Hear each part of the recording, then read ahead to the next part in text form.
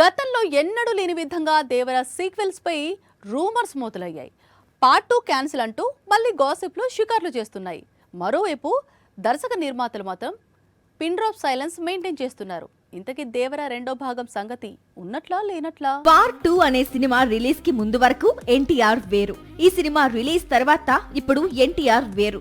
ఎందుకంటే ఈ cinema failure వల్ల అందరికంటే ఎక్కువగా ఎఫెక్ట్ అయింది యంగ్ టైగర్ మాత్రమే. పార్ట్ 2 ఎఫెక్ట్ వల్లే ఇప్పుడు మొత్తం ఎన్టీఆర్ లైనప్ మారిపోయింది. ఇప్పటికే ఫాల్కే బయోపిక్ నుంచి ఎన్టీఆర్ బయటకు వచ్చేసినట్టు వార్తలు వినిపిస్తున్నాయి.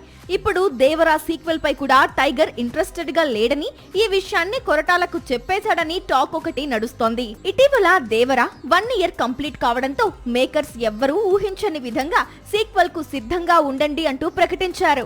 దీంతో దేవరా సీక్వెల్ పై వచ్చిన రూమర్స్ అన్ని ఉత్తదే అనే ఫ్యాన్స్ రిలాక్స్ అయ్యారు.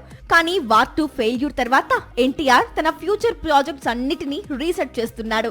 ప్రస్తుతానికి ప్రశాంత్ నీల్ మేకింగ్ లో డ్రాగన్ మాత్రమే చేస్తున్నాడు.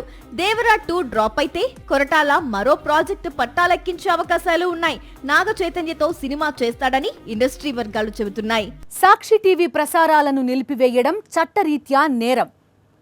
సాక్షి టీవీ ప్రసారాల కోసం మీ స్థానిక కేబుల్ ఆపరేటర్ని వెంటనే సంప్రదించండి. డిటిహెచ్లో, ఇంటర్నెట్లో కూడా సాక్షి టీవీ ప్రసారాలను వీక్షించవచ్చు.